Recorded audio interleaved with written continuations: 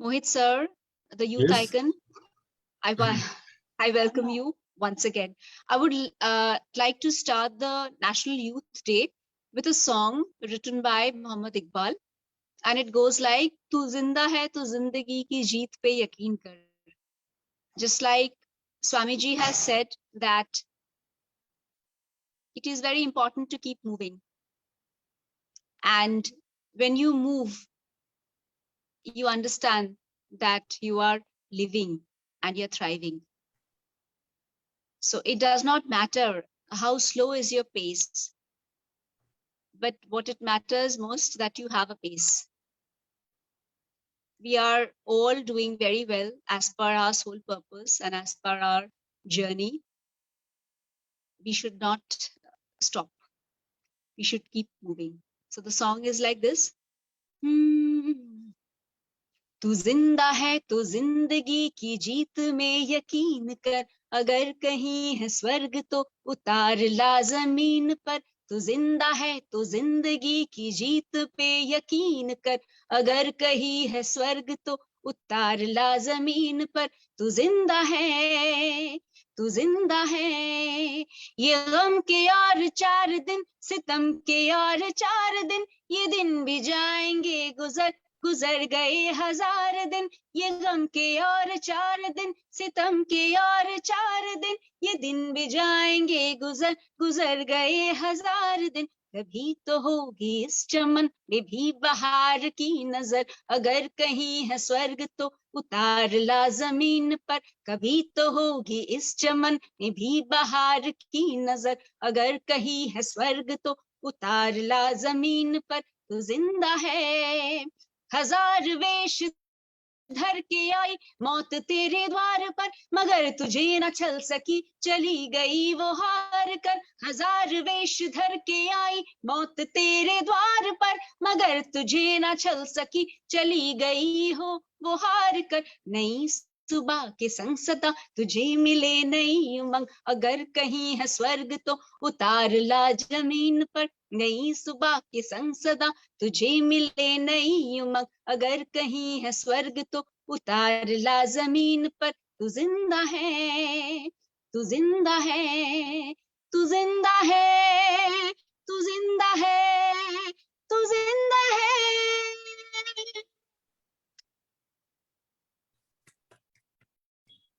My God, Mashwita, that was energy. That was like the real energy of National Youth Day. And you are mentoring, teaching so many youths. So this is so wonderful. Thank you so very much for this amazing, pura energy, Josh wala gana. So how's the Josh? I'm sure it is high. A lot of people are going to say that. Thank you so much. And this is the second session of our evening, of our beautiful evening, National Youth Day. We are celebrating, or we had in the first session, we have Brahmanand sir, we had Nirmala Mhendle talking on kindness, and we had Jaya Mehta ji, we had Deena Sharma, Adarsh, and so many of us.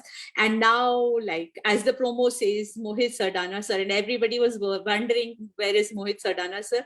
But I chose to have jo Mohit ji jo humko batayenge. I thought that we should have it as the more concluding thing, because this is something very relevant and that we can actually absorb in our real life, and it's actually going to make lives of so many youth so meaningful. So before I get into the show and before I invite Mohit ji to this virtual stage, I would like to share something about him. Or he has such a big profile. He has such a big profile. Like Veranda is actually grateful to have you at our program, sir. Or he's an inspiration of millions. He's hand holding so many youths. He's engaging so many youths through his Swadharma revolution, and he is a serial entrepreneur, and at the same time he's balancing his life through spirituality, sustainability, Ayurveda.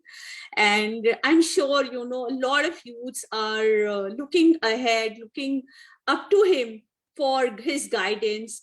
So it is a wonderful thing that we have with you at our platform. So without taking much time, Mohit ji, can I request you to share what spirituality is to you, how you have imbibed spirituality into your life, and you are actually you are actually a mentor to the capitalist world as well as you are mentor to the spiritual world. So how you are combining this, and what is the message to our youths today?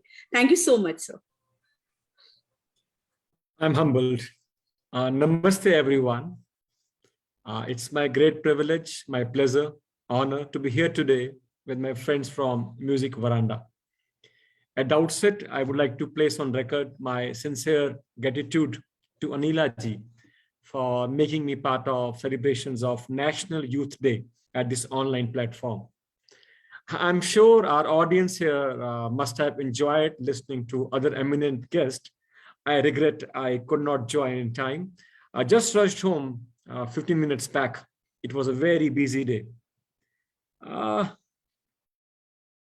I started my day at 4 in the morning, visited 2 of my factories traveling 250 kilometers or so, had 3 Zoom sessions and a few more things besides my daily ritual of doing minimum of 4 to 5 hours of Hatha yoga. By the way, how was your day? I'm asking my audience. Mine was a very busy day. How was your day? If it was not busy, what kind of youth are you? Let this be my first message to the young audience here. If you are not keeping busy, you are not youthful. Youth means a state of tremendous energy, and that has to be put to use for a positive impact. I'll come later again on this. It's time to remember the most iconic youth icon, the eternal icon, Swami Vivekananda on his birthday. On his birth anniversary, I bow down to him. And what electrifying performance by Dr. Mahasweta, as always, electrifying and equally profound. You spoke about movement, और इत्तेफाक की बात है कि अभी हम मकर संक्रांति के आसपास हमारी मुलाकात इस प्लेटफॉर्म पर हो रही है. So the word Sankranti itself means movement. Life means movement. And in this movement, youth is that phase of life where the momentum has to be with the highest voltage. So for those of you who do not know me in person, I must share, yoga drives my life. Yoga is in me, or I am into yoga. मैं योगा में हूं या योगा मुझ में है. This debate will always remain a debate for me. And the Swami Vivekananda was a great yogi. If one were to trace the journey of yoga in the West, we would have to start from September 11, 1893. I'm not sure अभी अगर इसी session के दौरान स्वामी जी के जीवन की इस सुंदर घटना का वर्णन मुझसे पहले किसी वक्ता ने किया.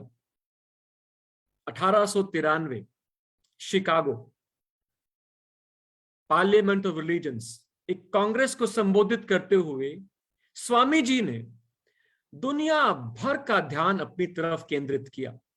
The powerful oration of Vivekananda उस शिकागो के उस कन्वेंशन हॉल में अपने संबोधन के दौरान उस विदेशी मुल्क में स्वामी जी का वर्चस्व एक अलग ही चरम पर था. स्वामी जी दरअसल भारतीय आध्यात्मिक विज्ञान, आई रिपीट, भारतीय आध्यात्मिक विज्ञान, द साइंस ऑफ स्पिरिचुअलिटी के पहले एम्बेसडर रहे वेस्ट के लिए. Immediately after the Congress was over, in the months that followed, this great Indian mystic, Swami Vivekananda, found ways and means to spread awareness on ancient Indian wisdom, which was soaked in spiritual science in the West. And he found yoga. He found yoga. He found yoga. I know I am repeating. He found yoga. Swami found yoga Swami decided to use the vehicle called yoga to be the best concept to aid him in the process. What was the process? The process was to spread the wisdom from ancient India. Hey, I will not waste my time to give information about Swami. Where was he born? What did he do?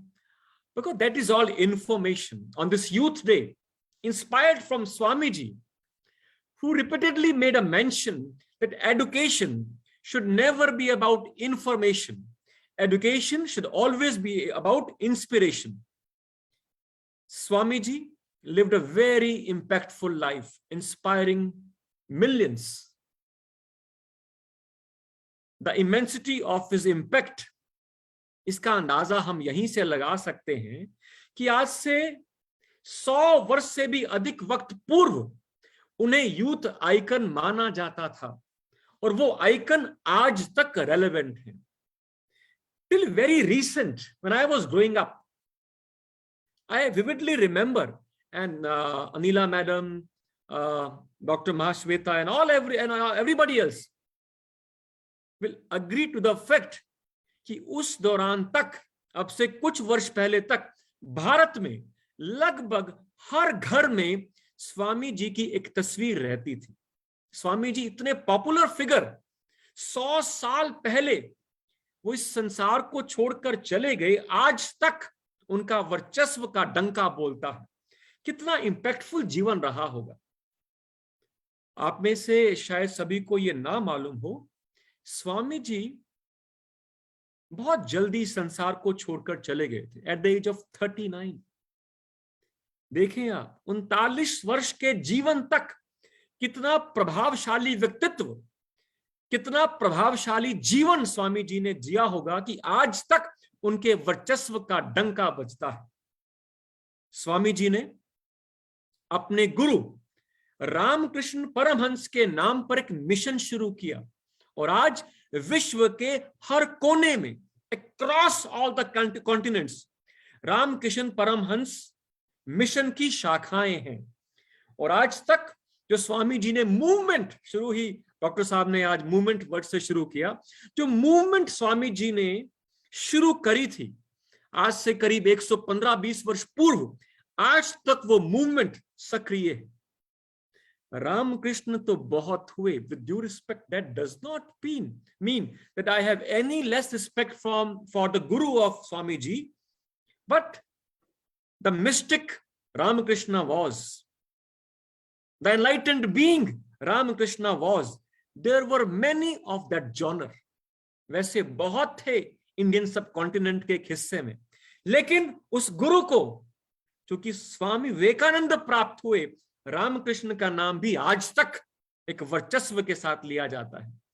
तो स्वामी जी के परिचय में, उनकी तारीफ में हम चाहों तो घंटे बिता सकते हैं, लेकिन उनके जीवन की इस पहचान योगा के संदर्भ में मैं आपसे बात करना चाहूंगा.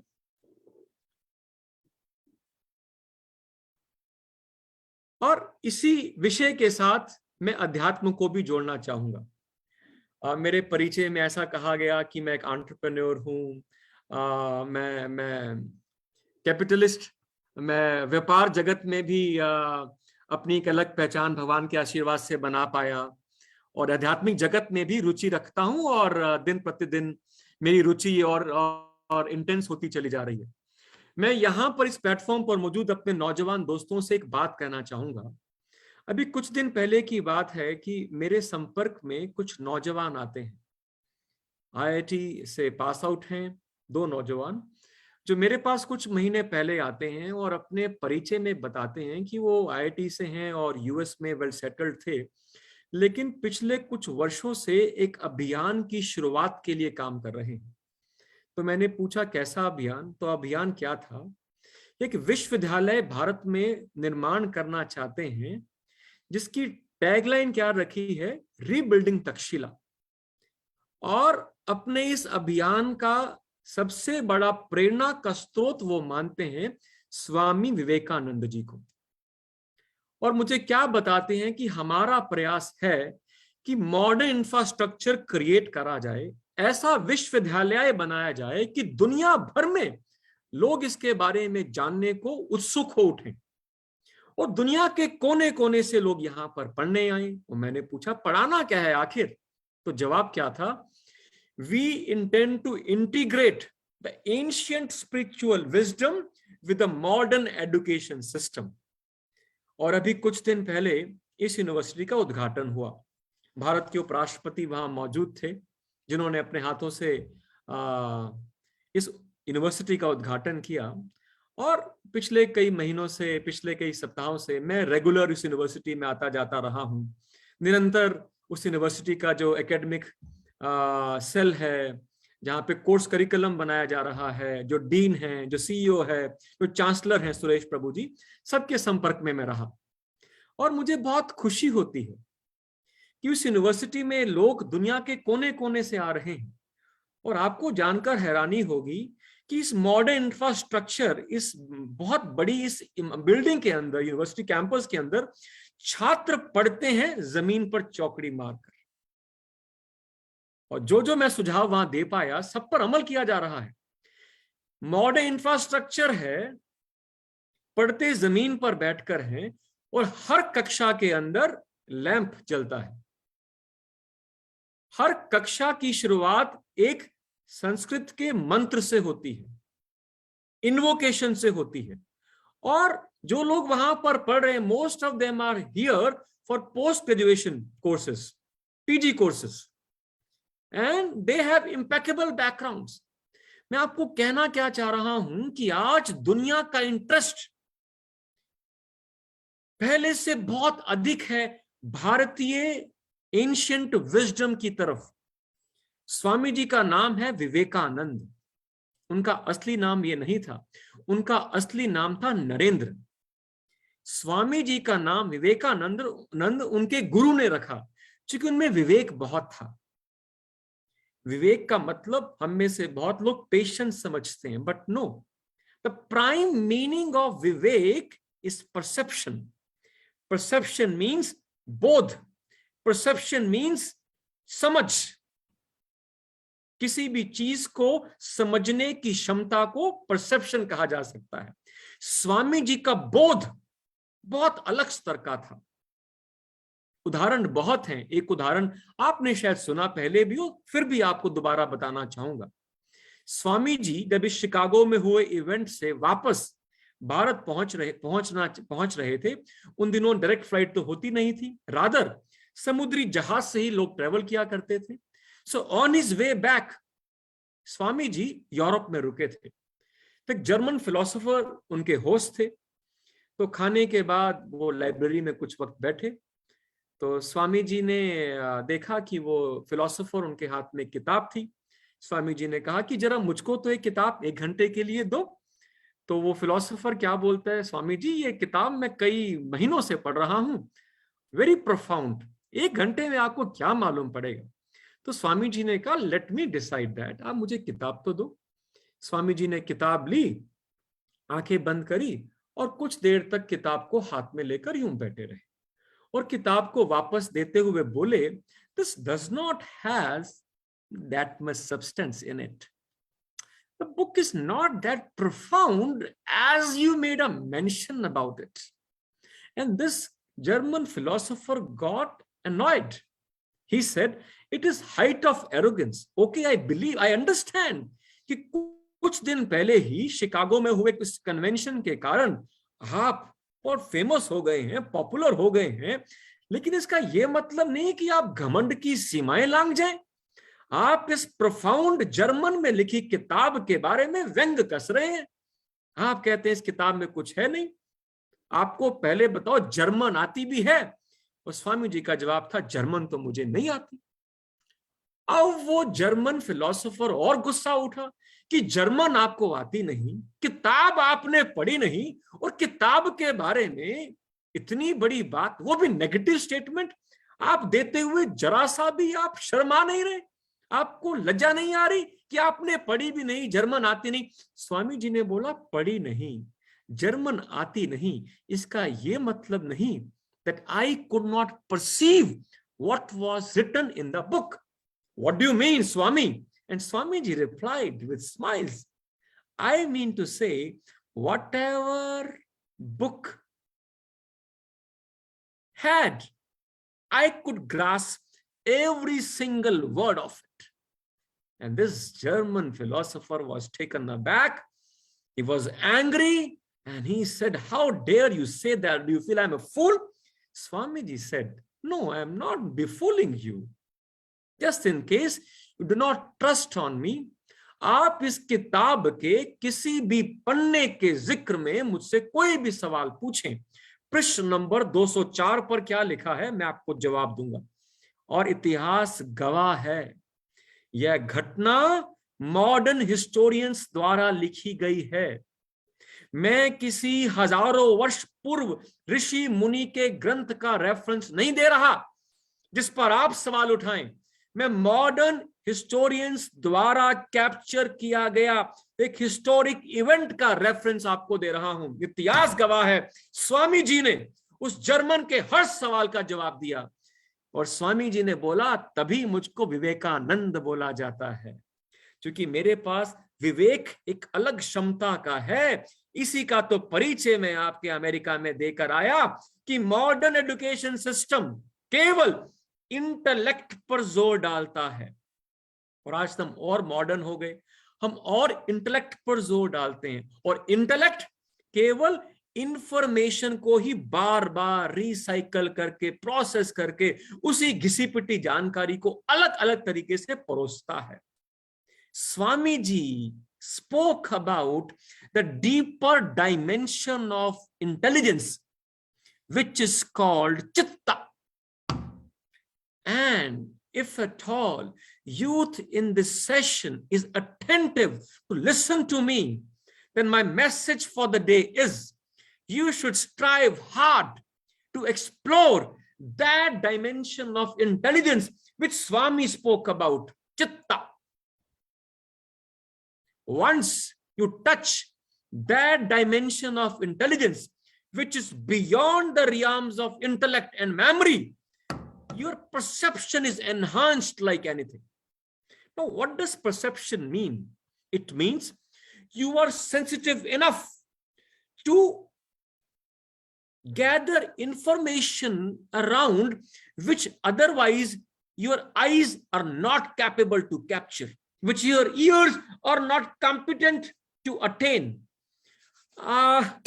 मैं आपको कैसे बताऊं, मैं केवल प्रयास करूंगा आपके अंदर जिज्ञासा पैदा करने का कि भारतीय प्राचीन विज्ञान दरअसल इस चित्त के बारे में इतना जिक्र क्यों करता था। दरअसल मैं अभी कुछ दिन पहले चंडीगढ़ में एक प्रोग्राम था, एक बुक रिलीज फंक्शन था, तो मैं वहां पर चीफ गेस्ट था बुक विमोचन करने के लिए।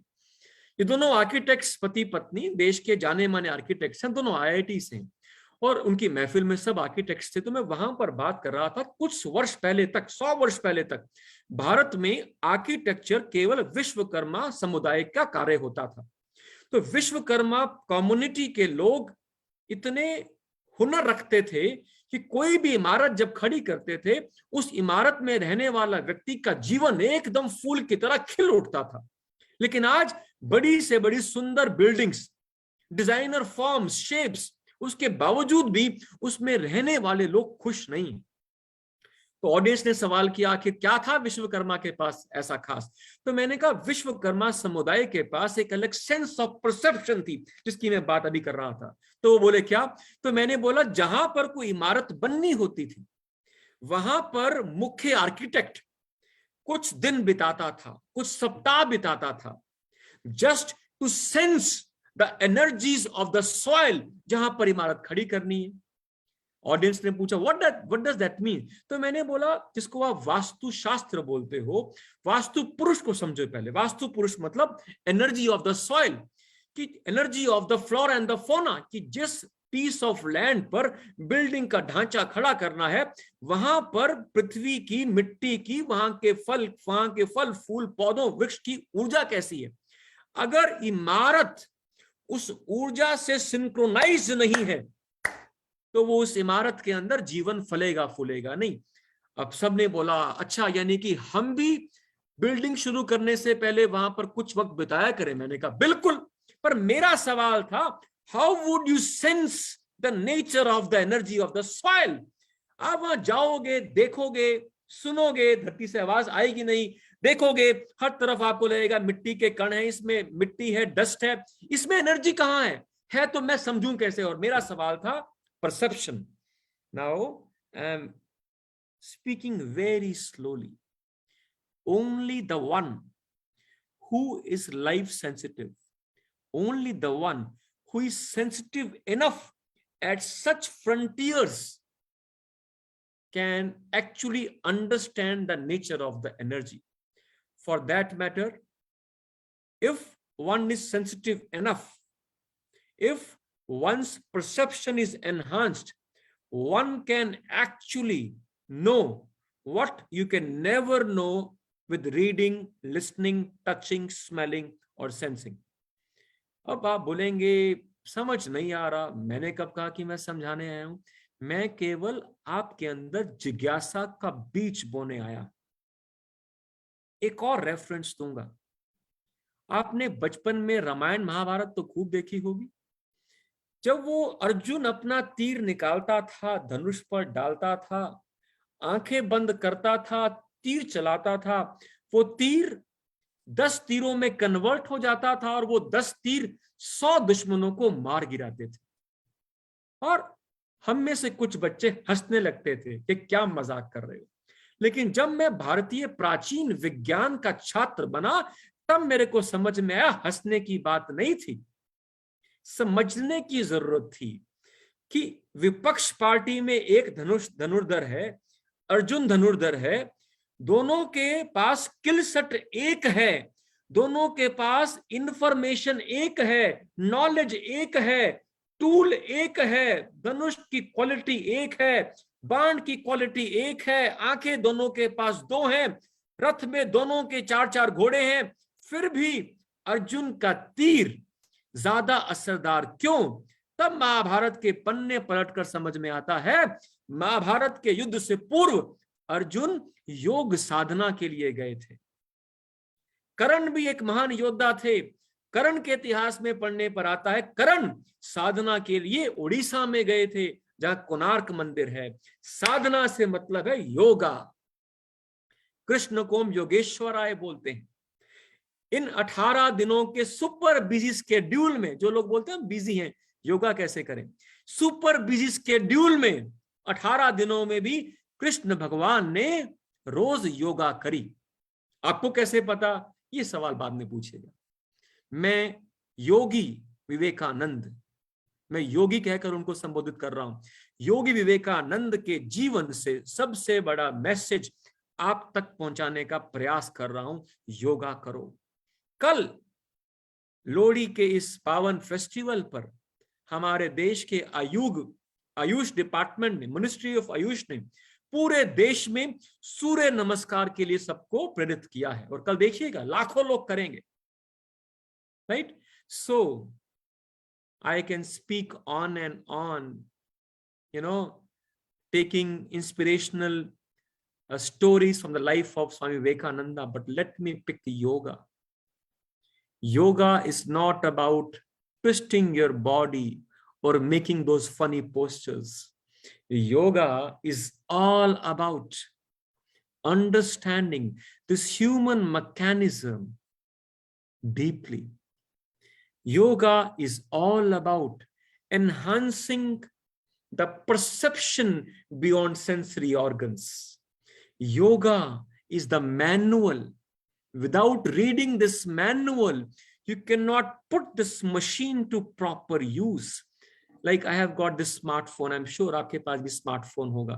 इंडिया के अंदर एक सर्वे बताता है 95% लोग स्मार्टफोन के 95% फीचर्स के बारे में जानते ही नहीं है। मेरा आपसे सवाल है, is this the best way to use the smartphone? I'm sure your answer is no. Similarly, जो मैंने आपको अभी 2-3 किस्से सुनाए स्वामी जी के जीवन से, अर्जुन का उदाहरण देकर, ये एक मानवीय कैपेबिलिटी है। This is a human ability that whatever I do with my body becomes 100 times impactful, to that extent that people around feel it is magic, that people around you start calling you Bhagavan. When Krishna was on the planet, not everybody called him Lord, not everybody called him Bhagavan, because if everybody would acknowledge him as Bhagavan, who the hell would fight against Bhagavan? It is just that his activities were superhuman, so we started calling that human Bhagavan. So my Guru, Sadhguru, tells us that yoga is a tool to make you realize that being human is super. Being human itself is Bhagavan. It is not about becoming a superhuman being. Yoga enables you experience that you are damn super machine. See, how can I say that in this vigor, spunk, energy, excitement? Because I am speaking from an experiential background. क्योंकि मैं रोज 4 से 6 घंटे योगा करता हूं, पूर्णिमा के दिन 7 से 8 घंटे साधना करता हूं, संक्रांति जैसे परसों संक्रांति है, तो I am prepared for the day because it's a very major movement in our life. हमारा जोडियक, अर्थ का जोडियक चेंज हो रहा है. We are shifting zodiac. देखो, ये मूवमेंट से जोडियक चेंज तो बहुत रूटीन में होता है, हर कुछ दिनों में होता है, but this Makar Sankranti is very very important. So earth और सन का आपस में रिलेशन एकदम बदल रहा है. मौसम बदल जाएगा, सूर्य की किरणें अब हमारे पास ज्यादा पहुंचेंगी, सौर्य की ऊर्जा हमारे पास अब ज्यादा पहुंचेगी. अब मैं धीमा धीमा कुछ बताना चाहूंगा. आप सब गाड़ी चलाते हैं, आपको मालूम है चारों पहियों में आपस में अलाइनमेंट होना चाहिए. अलाइनमेंट पूरा ना हो तो गाड़ी का इंजन कितना भी परफेक्ट क्यों ना हो, गाड़ी में फ्यूल पूरा क्यों ना हो, गाड़ी की कैपेसिटी अब परफॉर्मेंस ऑप्टिमम लेवल पर नहीं होती है. सो how do I connect importance of yoga with this? You know, I am not part of earth, I am earth. Anila madam is earth, right? Everybody at this platform on either side is not part of earth. We are earth. हम मिट्टी हैं, इसको अब विश्वास नहीं मरने के बाद हमारे रिश्तेदार दिलवा देंगे, या मिट्टी में दफनाकर मिट्टी कर देंगे, या जला के मिट्टी कर देंगे. जीते जी हम जान लें हम मिट्टी ही हैं, हम पृथ्वी ही हैं. तो पृथ्वी पर इतना बड़ा बदलाव आने वाला है, लेकिन देखो हम कितने इनसेंसिटिव हैं. हमको इस बदलाव का एक्सपीरियंशियली मालूम नहीं. कोई बताएगा मकर संक्रांति है तो मान लेंगे, कोई कहता है नवरात्रि तो मान लेंगे, है जी, कोई कहता है समर सॉलिस्टाइस आ गया तो मान लेंगे, कोई कहता है पूर्णिमा है तो मान लेंगे. हमें पता ही नहीं चलता सन और मून का इंपैक्ट ड्रास्टिकली कुछ दिनों में चेंज होता है. हमारी बॉडी को केवल ठंड का और गर्मी का ही मालूम पड़ता है. पूर्णिमा के दिन समुद्र तक अपने आप को नहीं संभाल पाता, समुद्र का पानी हिलोरे मारता है, कई खरबों मीट्रिक टन वजन है, और हम ऐसे इनसेंसिटिव बीइंग्स हैं. हमारे अंदर का पानी, हम भी तो 72% पानी है, हमको पता ही नहीं चलता. योगा और कुछ नहीं. Yoga is all about bringing this human body in perfect geometry so that it comes into the sync with the movement of sun and moon. For example, see, I am just giving you some loose ends. मैं loose and छोड़ रहा हूं, connect आपको करना है. कुछ वर्ष पहले तक जब मैं इंटरनेशनल ट्रैवल करता था, अक्सर ऐसा होता था कि जेट लैग होता था, राइट? आपने भी जेट लैग के बारे में. अब मुझे कुछ नहीं होता.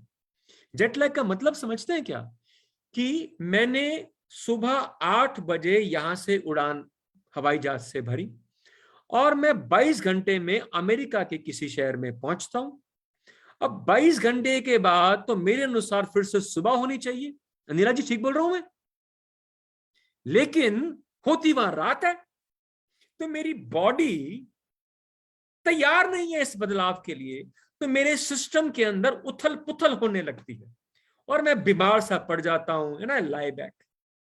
लेकिन योगा से मेरी बॉडी कैसे हो गई कि जो भी बदलाव बाहर आता है मेरी बॉडी तुरंत अडेप्ट कर लेती है। 5 वर्षों में मैंने आधी गोली नहीं खाई जनाब। 7 कंपनी चलाता हूं, देशों विदेशों में व्यापार करता हूं। आधी गोली आधा चम्मच सिरप नहीं खाया। मेरे मुंह से पिछले 5 वर्षों में जब से मैं योग साधना में हूं, मुझे किसी ने सुस्त नहीं देखा होगा। मैक्सिमम 5 घंटे की मैं नींद करता हूं। और मेरा अनुभव क्या है कि जिस नतीजे पर पहुंचने के लिए मैं for example x amount of effort करता था, अब सेम नतीजा x डिवाइडेड बाय 10 से पूरा हो जाता है। किसी मंजिल को पाने के लिए अगर मैं x डेज, अगर मैं टाइम की बात करूं, काम करता था, अब x डिवाइड बाय 10 में वो डिस्टेंस पूरा हो जाता है। Yoga simply makes you magical because yoga enhances your perception. What does that mean in simple words? For example, आपको आपके शहर से निकलकर आपको मेरठ जाना है, जो दिल्ली बैठे हैं, आप कैसे भी जा सकते हैं, लेकिन जीपीएस आपकी समझ में एक बेहतर क्लैरिटी ला देता है कि जा तो कैसे भी सकते हैं, लेकिन जीपीएस से आपको मालूम पड़ता है शॉर्टेस्ट रूट कौन सा है, फास्टेस्ट रूट कौन सा है। तो you save upon time, you save upon fuel, you save upon the traffic jams, you save upon the energy, and the same saved amount of time and energy can be put to use for more extra different work, right? So yoga is this. हर काम को करने के लिए आपकी समझ कई गुना बढ़ जाती है जनाब, लेकिन ये योगा करने से होगा, राइट? सो स्वामी जी 18 वर्ष की उम्र में अपने गुरु के चरणों को समर्पित हो जाते हैं। स्वामी जी को अध्यात्म में रुचि नहीं रखते थे, उनके पास बस बहुत सवाल थे, राइट? और वो सवालों का जवाब उनको मिल नहीं रहा था। वो कितने संत महात्माओं के पास गए आर्गुमेंट करने के लिए, पढ़ने के लिए नहीं, लेकिन यहाँ पर आकर उनका आर्गुमेंट खत्म हो गया। स्वामी जी एनलाइटेंड बीइंग थे और स्वामी जी एक बात बहुत कहा करते थे कि मंदिर में बैठ के पूजा करना मेरे अनुसार बेकार है, इससे अच्छा तो इंसान फुटबॉल खेल ले, राइट? स्वामी जी प्रेयर्स के बहुत खिलाफ थे कि मंदिर में बैठकर आपको भगवान से कुछ मांगना नहीं चाहिए।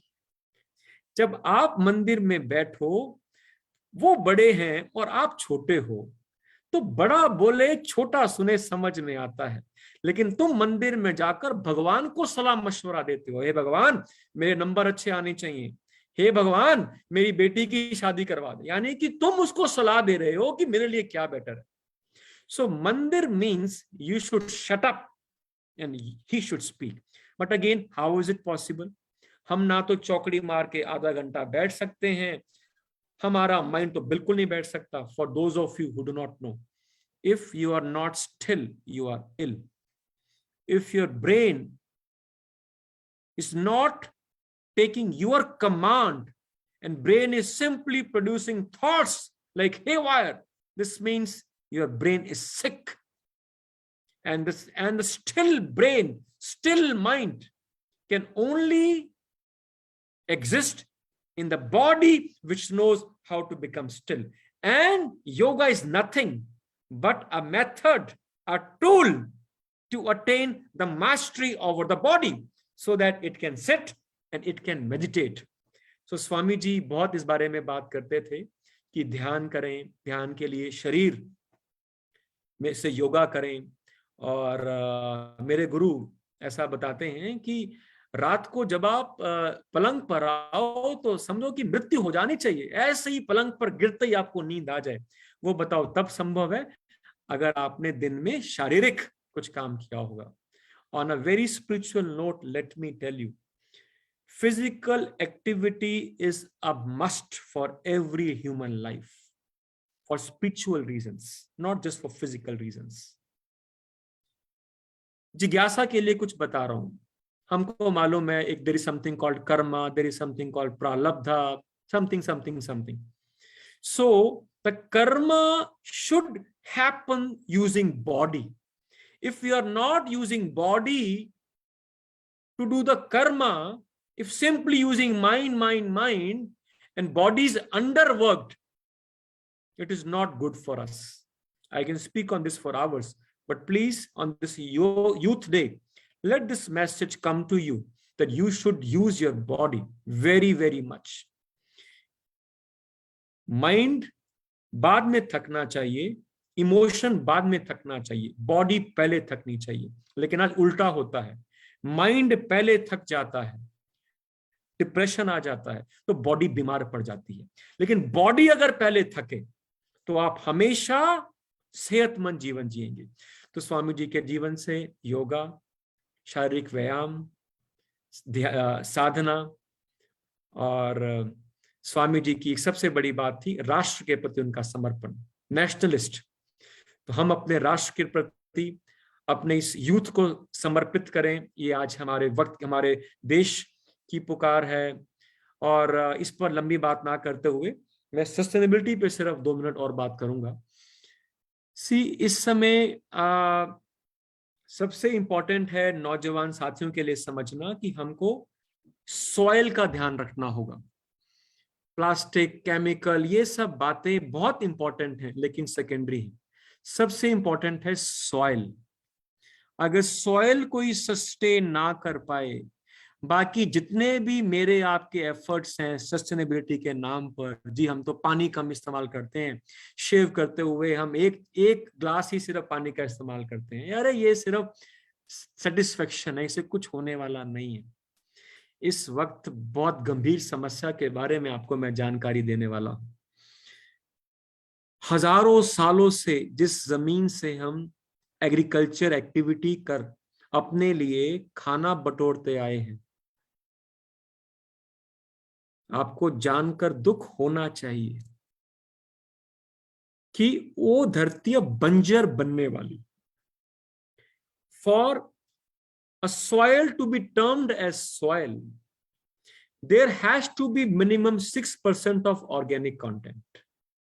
If there is no organic content, the soil is called sand. Did you hear that? सुना आपने? अगर soil में से organic content को बाहर निकाल दें तो उसको हम कहेंगे sand, रेत।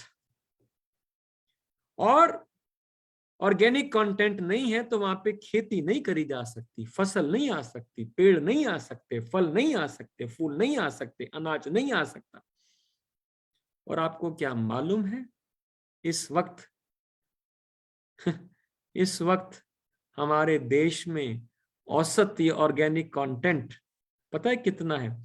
0.5% से भी कम।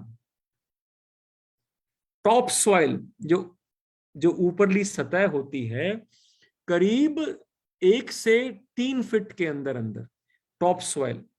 इस टॉप सॉइल का ऑर्गेनिक रिच होना बड़ा इंपॉर्टेंट है, क्योंकि इस पहले 2-3 फीट के अंदर ट्रिलियंस ऑफ लाइफ फॉर्म्स, बस कितनी? ट्रिलियंस, बिलियंस नहीं, ट्रिलियंस ऑफ लाइफ फॉर्म्स होती हैं। छोटे छोटे माइक्रोबियल लाइफ होती है। इस माइक्रोबियल लाइफ के कारण ही एग्रीकल्चर संभव है।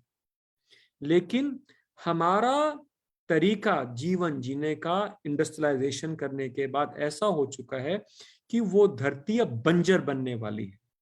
उसे रेप्लेनिश करना होगा, उसे रीजनरेट करना होगा, रेप्लेनिश करना होगा, रेजुविनेट करना होगा।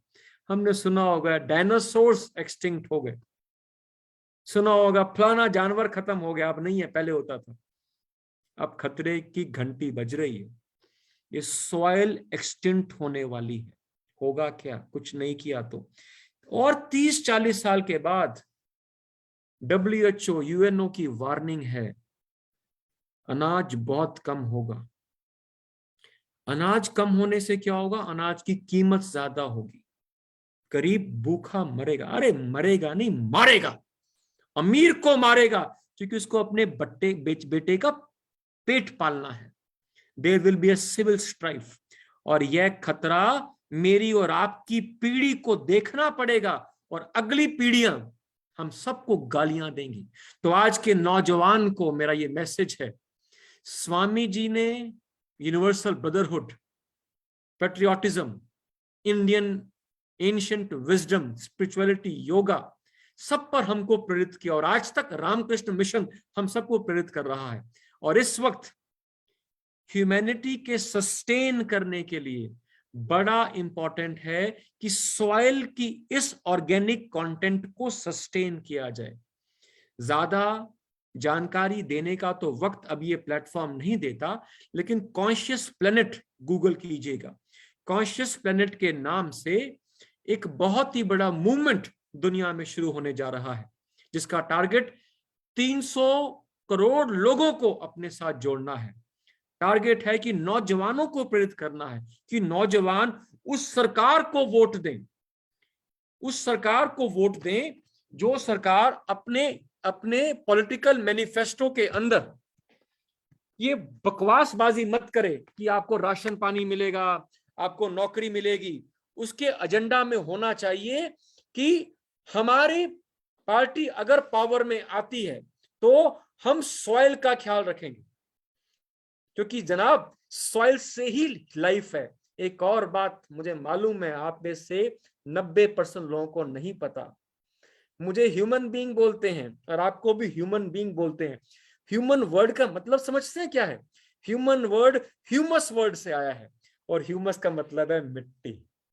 तो ये बाकी बातें जो हम ये करते हैं, प्लास्टिक कम इस्तेमाल करें, कार्बन ये करें वो करें, ये सब बातें इंपॉर्टेंट हैं, लेकिन सॉइल रेजुविनेशन अब अर्जेंट है। सस्टेनेबिलिटी के ऊपर बड़े बड़े भाषण, ये सब बातें हम सुनते हैं और सुनाते हैं, लेकिन कॉन्शियस प्लैनेट मूवमेंट के बारे में आप प्लीज इंटरनेट पर जानें। किस प्रकार सॉइल डिजर्टिफिकेशन को हम रोक सकते हैं, इंडिविजुअल लेवल पर हम कैसे कंट्रीब्यूट कर सकते हैं, किस प्रकार छोटे छोटे अपने कंट्रीब्यूशन से हम सॉइल को वापस ऑर्गेनिक कंटेंट उसको वापस दिला सकते हैं। तो सस्टेनेबिलिटी के ऊपर मैं केवल इतनी बात करना चाहूंगा। सो विद दीज वर्ड्स एक लाइन और बोलना चाहूंगा before I conclude. I spoke about youthfulness as a certain state of energy which is at the peak in the movement of life. The body can age, body has to age, because body is cyclic. Body is also moving towards death. Every body has got an expiry date. Energy levels have to go down, right? But there are two ways to go about it. One, आप energy level कम हो रही है, धीरे धीरे बूढ़े हो रहे हो, वृद्ध हो रहे हो, बीमार हो रहे हो और तब बॉडी को छोड़ के जा रहे हो। एक है कि एक ही दम मालूम पड़ जाए कि बस एनर्जी खत्म, लाइफ स्पैन खत्म, यानी कि यूथफुलनेस को आप बॉडी के अंतिम क्षण तक मेंटेन कर सकते हो। I repeat, what youth refers to is the peak of energy. This energy can easily be kept at its peak even at the age of 80। You know how? Answer is yoga. Answer is yoga. So yoga means your energy levels are always high. And don't you know, the body and the brain, they are of no significance if there is no prana inside. जब प्राण छूटते हैं, body कितनी भी सुंदर हो, brain कितना भी बढ़िया हो, आग लगा देते हैं जनाब। इस प्राण का ध्यान रखें। एंड माय मैसेज, इस प्राण का ख्याल रखने के लिए अपने खाने पीने का ध्यान रखें। आप आयुर्वेद को समझें, आप आयुर्वेद की नीतियों का पालन करें, आप सात्विक आहार लें, सात्विक भोजन ग्रहण करें, तामसिक भोजन मत ग्रहण करें। सात्विक भोजन से मतलब है वो भोजन जो आपके जीवन ऊर्जा को, आपकी प्राण ऊर्जा को हमेशा हाई वोल्टेज पे रखता है। There is one thing called voltage, one thing called wattage. 100 watt का बल्ब अगर उसको वोल्टेज कम मिल रही है तो प्रकाश कितना आपको मालूम? अगर 100 वाट के बल्ब को वोल्टेज बराबर मिल रही है तो आपको मालूम प्रकाश बढ़ जाएगा। तो जनाब आप 100 वॉट के लट्टू हैं आपने आपको ह्यूमन बॉडी में जब आप लेकर आए, लेकिन ये लट्टू आखिरी पल तक रोशनी बराबर देता रहे, उसके लिए वोल्टेज को हाई रखना होगा। और वोल्टेज कैसे आएगी? अच्छा खाना खाने से, सात्विक खाने से। सात्विक means positive energy food. The food which if consumed enhances the level of energy is called sattvic food. And what is tamasic, which reduces the level of energy in the body, is called tamasic food. What are tamasic foods? Your favorites: tea, coffee full of caffeine, alcohol, non-vegetarian food, onion, garlic. These all are tamasic bhojanas. लेकिन आप ये मत समझना कि ये संत महात्माओं का काम है। कम ऑन, पहले तो आप समझो इस देश के अंदर जो भी आध्यात्मिक गुरु हुए थे उनके जीवन में जाकर तो देखो, वो राजा से बड़ा पावर रखते थे, राजा से बड़े योद्धा होते थे। So this is not just a subject limited to those on the spiritual path. Every youth must understand the significance of good food, significance of yoga, significance of inspiration from Indian ancient wisdom. And if we have to really live a very healthy life, health of soil is and should be the biggest priority of youth.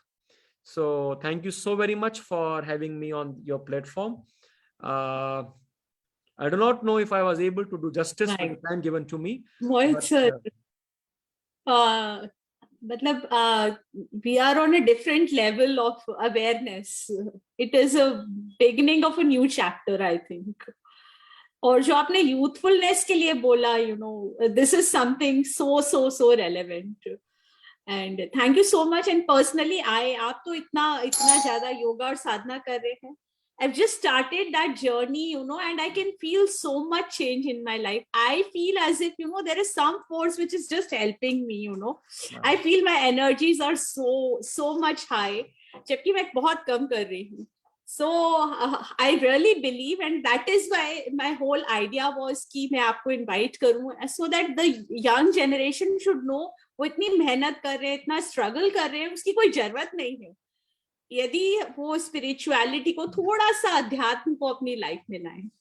So thank you, Mohit sir, and I'm sure Neena or Dr. Mahashweta, Madhuji, if you have something to add. And और जो आपकी मतलब इतना energy थी इस program में, मैं तो ये सोच रही थी ये virtual होने में भी हमको ऐसा goosebumps हो रहे थे. यदि हम real ये आपका show देखेंगे, real आपको सुनेंगे, तो हमारा क्या like what the energies and the impact is going to be. So Mohit thank you. It's like a master class. There's a student of mine, Siddharth Mehta. Poor boy, he has just come back, you know, joined after writing a 3-hour maths paper online. He's so exhausted. He wanted to ask you something, and he's just thinking whether he should ask or not. Siddharth? Good evening, sir. Good evening, Mohan sir. It was really inspiring for me and very informative. And I just had one question in the end, that nowadays that every person in my class and even me, and nowadays the youth is having so many problems about in their not only in academics but in their social life also. Due to this pandemic, it has been ruptured like anything, and there is so much tension nowadays, and so much sometimes pressure. So how to cope up with that? Is there any way we can solve this or lighten our mind sometimes? I can philosophize on this. I can give you lengthy theologies on this, but answer is yoga. It's yoga. It's yoga. Stress is not something which has to be managed. We have to manage our life energies. Once you manage your life energies by doing yoga, a healthy mind is a natural consequence. To get a fruit from a seed, we need not say, come on seed, grow up, blossom up, grow up. No, we simply have to nurture the seed, water the seed. A healthy fruit and flower is a natural consequence. So by doing yoga, if you nurture the life, a peaceful life and a happy state of mind is a natural consequence. You do not have to do anything about it. It simply happens naturally. Yoga. And I am very honest when I reply this: yoga. Yes, sir. Thank you so much. Thank you so much. Thank you, Siddharth. And I'm sure, trust this, I'm telling you, it is going to change. If I had known this earlier, I'm sure my life would have been much, much like ahead of what I am today. So yoga and meditation, it has actually helped me. Anxiety एकदम खत्म हो जाती है, and you're actually surprised कि हुआ क्या है. मेरे को anxiety और stress और जो busy वाली feeling थी वो हो क्यों नहीं रही. You can do multitasking, but you can feel so light, I'm sure the feeling is amazing. So, and Mohit sir, आपने जो बोला सात्विक खाना, I have also tried doing it, and for last 5 years मैंने भी कोई भी दवाई नहीं खाई उसके बाद. It's like just gone out of my life. जब से मैंने I've started taking more of raw food and sattvic.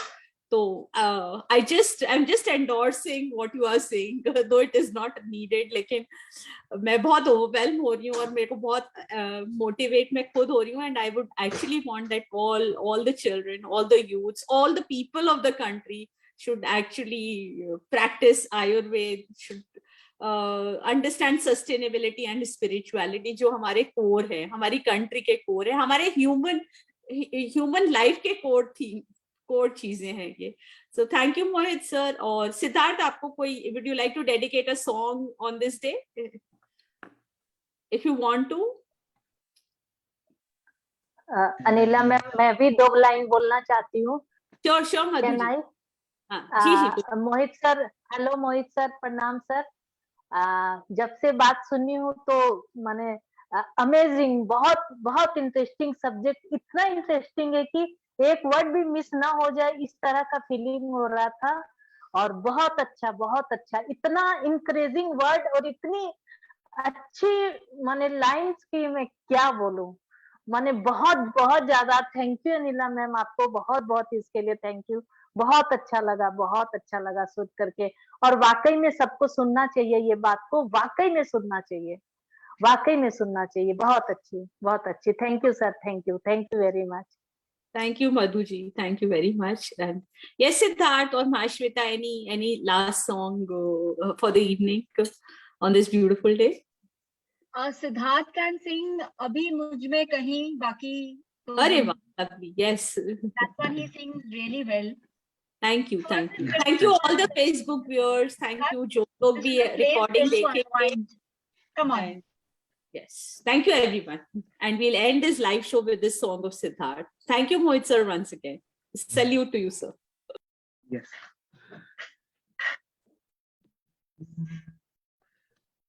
अभी मुझ में कहीं बाकी थोड़ी सी है जिंदगी, जगी धड़कन नहीं, जाना जिंदा हूँ मैं तो अभी. कुछ ऐसी लगन इस लम्हे में है, ये लम्हा कहाँ था मेरा, अब है सामने, इसे छू लूं जरा, मर जाऊं या जी लूं जरा, खुशियाँ चूम लूं या रो लूं जरा, मर जाऊं या जी लूं जरा. हो अभी मुझ में कहीं बाकी थोड़ी सी है जिंदगी, हो धूप में जलते हुए तन को, छाया पेड़ की मिल गई, रूठे बच्चे की हंसी जैसे फुसलाने से से फिर खिल गई, कुछ ऐसा ही अब महसूस दिल को हो रहा है, बरसों के पुराने जख्म पे मरहम लगा सा है, कुछ ऐसा रहम इस लम्हे में है, ये लम्हा कहाँ था मेरा, अब है सामने इसे छू लूं जरा, मर जाऊं या जी लूं जरा, खुशियाँ चूम लूं या रो लूं जरा, मर जाऊं या जी लूं जरा. Thank you so much.